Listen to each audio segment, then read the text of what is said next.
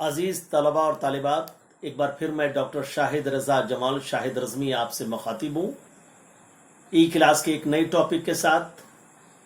آج کا عنوان ہے شبلی نعمانی اور ان کی مارکۃ العرا کتاب موازنہ انیس و دبیر۔ یہ کتاب آپ کے ڈگری پارٹ 3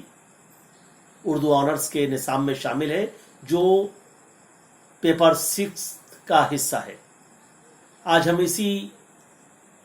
شہرائے آفاق کتاب پہ آپ سے کچھ گفتگو کریں گے، آپ سے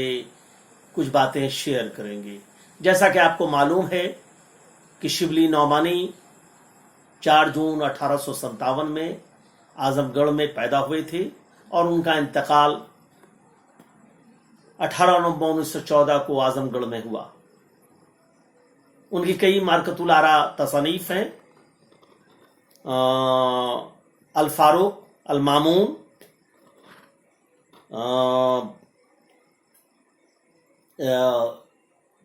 اور یہ جو مارکۃ العرا کتاب جس پہ آج ہم گفتگو کریں گے، موازنہ انیس و دبیر، مولانا روم، علم الکلام، شعر العجم جو ان کی بہت مشہور تصنیف ہے جو فارسی ادب اور شعر و ادب کے متعلق ہے، الغزالی، یہ ان کی اور سب سے اہم کتاب سیرت النبی۔ اس کی 2 جلدیں مولانا شبلی نعمانی کی تحریر کردہ ہے اور باقی ان کے شاگرد رشید سید سلیمان ندوی نے مکمل کیا۔ جیسا کہ آپ کو معلوم ہے کہ ان کے والد کا نام شیخ حبیب اللہ تھا اور والدہ کا نام مقیمہ خاتون تھا، اور سید سلیمان ندوی سر سید کے رخوہ میں شامل تھے اور کئی لوگوں کو متاثر کیا، اور خود بھی کئی لوگوں سے متاثر ہوئے، اور جن لوگوں کو متاثر کیا ان میں اہم نام سید سلیمان ندوی، ابو کلام آزاد، حمید الدین فراہی، امین احسن اصلاحی، سجاد حیدر الدرام، محمد علی جوہر وغیرہ کے نام ہیں۔ ان لوگوں کو بالواسطہ یا براہ راست متاثر کرنے اور ان پہ انفلوئنس کرنے کا کام سید سلیمان ندوی نے اپنی تحریر، اپنے کردار، اپنے رشات قلم سے کیا، بخوبی کیا۔ اور یہ بھی ہم جانتے ہیں کہ دارالمصنفین اور شبلی نیشنل کالج کا قیام بھی ان کے دست مبارک سے عمل میں آیا۔ جیسا کہ ہم جانتے ہیں کہ جو شبلی نعمانی کی جو مارکۃ العرا کتاب ہے وہ اردو ادب میں اپنی ایک نظیر رکھتی ہے، ایک مثال ہے، اور اردو کہا جاتا ہے کہ اردو تنقید اور اردو ادب میں اس سے پہلے موازنے کی روایت نہیں تھی، اور اسے بخوبی رواج دینے میں جو اہم کردار ادا کیا وہ شبلی نعمانی کا۔ اور جیسا کہ نام سے ظاہر ہے کہ موازنہ کا مطلب کمپیریزن، تلناتمک ادھین، اور یہ پہلی بار اردو تنقید میں کسی 2 شعری صنف، 2 شاعروں یا 2 ادب کا جو موازنہ کی ابتدا ارتقا ہوئی وہ شبلی نعمانی کا ثمرہ ہے۔ اور اسے ہم تقابل سے بھی کہہ سکتے ہیں، 2 ادب، 2 شاعروں کا موازنہ کرنے کی کوشش کی ہے، اور اس نوعیت کا مطالعہ کہ وہ میر کارواں کہے جا سکتے ہیں۔ اور جیسا کہ آپ کو معلوم ہے کہ اس میں 2 مرثیہ گو، مشہور اور معروف مرثیہ گو میر ببر علی انیس اور مرزا سلامت علی دبیر کے مرثیوں کا خوبصورت موازنہ ہے، اور ایک نظیر پیش کی ہے جس کی بازگشت آج بھی فضاؤں میں گونجتی ہے۔ اس مطالعے پر اعتراضات تو ہو سکتے ہیں اور کیے جاتے رہے ہیں، لیکن کتاب ھذا کی اہمیت و افادیت سے کوئی کافر انکار نہیں کر سکتا۔ کسی کو بھی اعتراض ہو سکتا ہے اس پہ کتاب پہ، کہ جیسا کہ ہم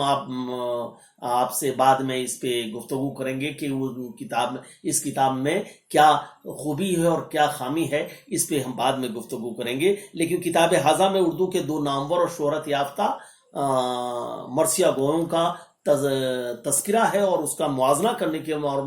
مقابلہ کرنے کی، تقابل کرنے کی کوشش کی گئی ہے، جس میں میر ببر علی انیس اور مرزا سلامت علی دبیر کی مرثیہ نگاری اور مرثیہ گوئی کا خوبصورت موازنہ ہے۔ جیسا کہ آپ جانتے ہیں کہ مرثیہ عربی کا لفظ ہے جو رشا سے مشتق ہے۔ رشا کا مطلب رونا، دھونا، ماتم کرنا، آہوزاری کرنا وغیرہ وغیرہ۔ عام طور پہ مرثیہ دو اقسام، مرثیے کی دو قسم ہیں، اور ایک شخصی مرثیہ جو کسی کی شخصیت، کسی بڑی شخصیت کی یا کسی عالم یا کسی بادشاہ وقت یا کسی کی شخصیت پہ مرکوز ہو، اور دوسرا ہے واقعات کربلا، اور ہم عام طور پہ واقعات کربلا کے صنف سے ہی مرثیہ مراد لیتے ہیں، اور جو مرثیے میں نیم ڈرامائی اور نیم بیانیہ نظم بھی کہا جا سکتا ہے۔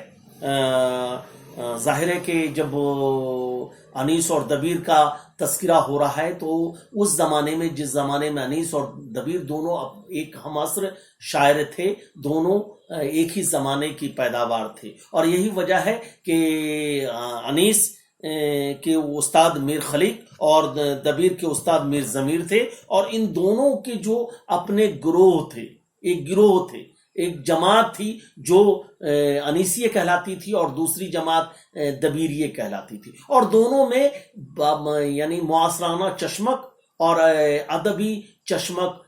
زبردست تھی، اور یہی وجہ ہے کہ اسی کو بعد میں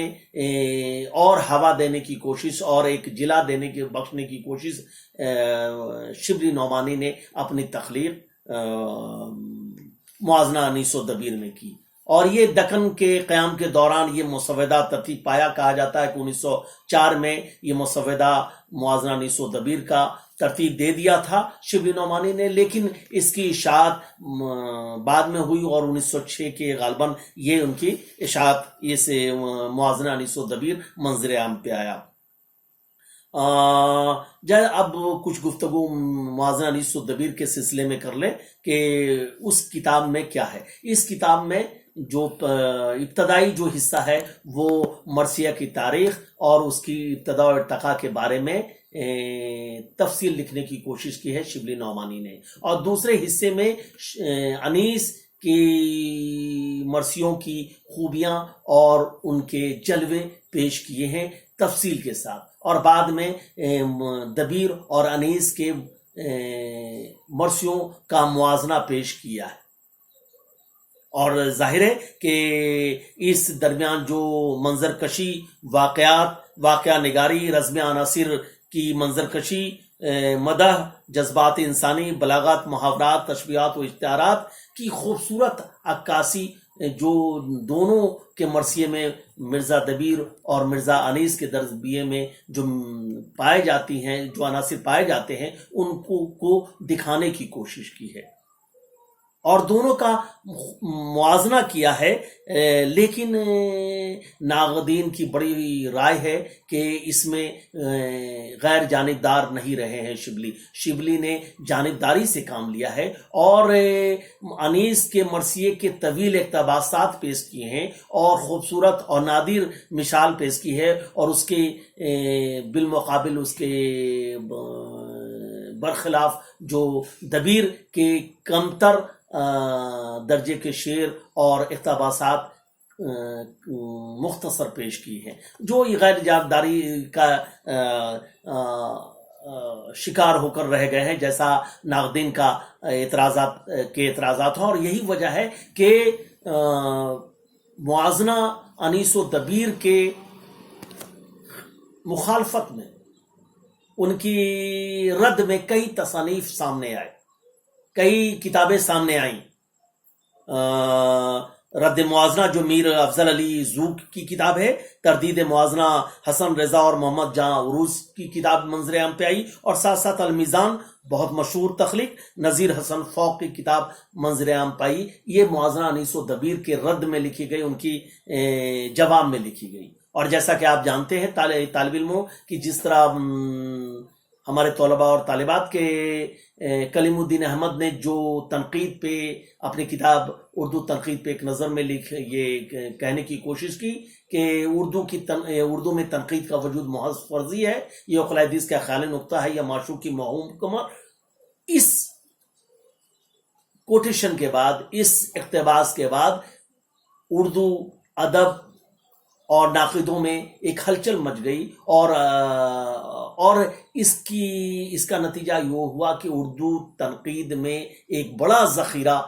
پیدا ہو گیا، اور اردو ادب کا ایک بڑا سرمایہ سامنے آ گیا، تنقید کا ایک بڑا سرمایہ سامنے آ گیا، اور جس سے اردو تنقید کو تقویت ملی. اردو تنقید کی تاریخ اور اس کی ارتقاء اور ابتدا کی جو ایک توانا تحریک چل پڑی. اور یہی کام شبلی نعمانی نے بھی کیا کہ شبلی نعمانی نے گرچہ انیس کو بڑھا چڑھا کر پیش کرنے کی کوشش کی، ان کی تعریف کی، ان کی مدح کی، ان کی جانبداری کی، اور غیر جانبدار نہیں رہے. اس کی بنیاد پہ کئی تصانیف، کئی کتابیں منظر عام پہ آئیں، اور جو بالآخر اردو ادب کا ثمرہ ثابت ہوا، اردو ادب کے لیے ایک نیک فال، ایک اچھی بات ہوئی، اور اردو ادب کا ذخیرہ اور سرمایہ صحت مند ہوا. یہ باتیں اس لیے میں کہہ رہا ہوں کہ آپ کو ان باتوں پہ نظر رہنی چاہیے کہ موازنہ انیس و دبیر کے رد میں، ان کے خلاف میں کون کون سی کتابیں منظر عام پہ آئیں. انیس مرثیہ گوئی پہ جیسا کہ الزام ہے کہ ان پہ طویل اقتباسات، ان کے خوبصورت اشعار، ان کی خوبیوں کو پر زیادہ توجہ کرنے کی کوشش کی بنسبت کے دبیر کے. لیکن ظاہر ہے کہ جو ادب کے شناس ہیں، ادب کے پارکھی ہیں، ادب کے قارئین ہیں، سامعین ہیں، ناظرین ہیں، وہ یہ طے کرتے ہیں کہ لکھنے والا اپنی تحریریں کچھ بھی لکھ جائے، لیکن اس سے کیا اخذ کرنا ہے، کیا لینا ہے، یہ ان پہ منحصر ہوتا ہے، یہ ان پہ ڈیپینڈ ہوتا ہے. اور یہی وجہ ہے کہ موازنہ انیس و دبیر کے یہ کہنے کے باوجود بھی دبیر کی اہمیت و افادیت وہی ہے جو اس زمانے میں تھی. جب آپ موازنہ کا مطالعہ کریں گے تو یہ پتہ چلے گا کہ انیس اور دبیر میں جو موازنے کرنے کی کوشش کی ہے، تقابل کرنے کی کوشش کی ہے، اس کی بانگی، اس کا نمونہ ہم یہاں کچھ آپ کے سامنے پیش کر رہے ہیں تاکہ آپ اپنے مطالعے کو اور وسعت دے سکیں اسی نہج پہ. اس میں جہاں ویسے انیس جہاں فصاحت اور منظر کشی میں یکتا ہیں، وہیں دبیر کا کلام بلاغت اور مضمون آفرینی کی بہترین مثال ہے. لیکن شبلی نعمانی نے انیس کی ہمنوائی کی ہے، ان کی جانبداری کی ہے، اور منظر کشی میں جو الفاظ استعمال کیے ہیں وہ کہ، اور ویسے بھی یہ کہا جاتا ہے کہ انیس کی منظر نگاری اور فصاحت زیادہ ہے بنسبت دبیر کے. اور منظر کشی کا ایک نمونہ پیش دیکھیے کہ انیس کہتے ہیں کہ چھپنا وہ مہتاب کا وہ صبح کا ظہور، یاد خدا میں زمزمہ پرواز یہ طیور. اور اسی کو دبیر کا شعر ملاحظہ کریں مرثی کا کہ گرمی دکھائی روشنی تورے صبح نے، ٹھنڈے چراغ کر دیے کافور صبح نے. یہ ان کے موازنہ ہے کہ جہاں دونوں کی فصاحت ہے، جہاں روانگی ہے، جہاں شائستگی ہے، جہاں بہت آسان لفظوں میں بیان کرنے کی کوشش کی ہے انیس نے. اسی ایک اور مثال کے انیس یہ کہتے ہیں کہ یہ تو نہ کہہ سکے شہ مشرکین نے، یہ تو نہ کہہ سکے کہ شہ مشرکین ہوں، مولا نے سر جھکا کر کہا میں حسین ہوں. اور اسی کو دبیر کہتے ہیں فرمایا میں حسین علیہ السلام ہوں. کوئی آدمی اپنے بارے میں علیہ السلام کہے تو یہ تھوڑا سا لاجک سے الگ ہو کر بھی بات لگتی ہے. تو یہ گرچہ یہ سلیکٹڈ ہے، موازنہ انیس و دبیر کے خالق شبلی نعمانی نے اپنے مذاق کے مطابق یہ سلیکشن کیا ہے، اور یہ برتری دکھانے کی، سبقت دکھانے کی کوشش کی ہے کہ دبیر کے اشعار کمتر ہیں انیس کے مقابلے میں. لیکن یہ کہیں کہیں پر دبیر کے اشعار اور موقع اور محل کے مطابق دبیر کی یہاں جو بلاغت ہے، جو معنی آفرینی ہے، جو خوبی ہے، وہ کمتر نہیں ہے. کل ملا کر یہ کہا جا سکتا ہے کہ موازنہ انیس و دبیر نے ایک نیا دروازہ وا کرنے کی کوشش کی اور اردو تنقید میں ایک نئے رواج کو عام کیا، اور اس کی نہج پہ نہ صرف مرثیے میں بلکہ دوسرے اصناف میں بھی، دوسری صنف میں بھی اس طریقے کو، اس طرز کو رواج دیا گیا، اور ایک سے ایک ادب تخلیق کیے گئے، ایک سے ایک ادب تنقیدی شہ پارے اور فن پارے منظر عام پہ آئے. اور یہی وجہ ہے کہ سید محمد عقیل نے مرثیے کی سماجیات میں شبلی نعمانی کو خراج عقیدت پیش کرتے ہوئے کہتے ہیں کہ شبلی نے مرثیے کو عقیدے کے حصار سے نکال کر اسے تنقیدی ادب کے ایوان میں داخل کیا، اور پھر مرثیے پر ادبی مباحث کا دروازہ کھل گیا. جیسا کہ میں نے پہلے عرض کیا کہ جو کام کلیم الدین احمد نے تنقید کے حوالے سے کیا تھا، وہ موازناتی تنقید اور تقابلی تنقید کے حوالے سے شبلی نعمانی نے انجام دیا، اور بخوبی انجام دیا. آخر میں ایسا کہا جا سکتا ہے کہ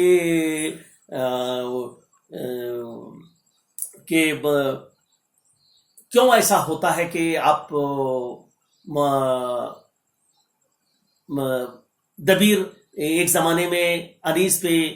20 پڑھا یعنی ہوا کرتے تھے، وہ ان پہ سبقت لے جایا کرتے تھے، بعد میں یہ ہوا. یہ شبلی نعمانی کے زمانے تک آتے آتے مذاق اور جو معیار ہے، وہ پسند اور ناپسند کا جو معیار اور مذاق ہے، وہ تبدیل ہوتا رہتا ہے. اس زمانے میں جب شبلی انیس اور دبیر زندہ تھے، اس زمانے کے لوگوں کا مذاق اور معیار جو پسند اور ناپسند، وہ بلاغت، معنی آفرینی، زولیدگی سے پر تھا. وہ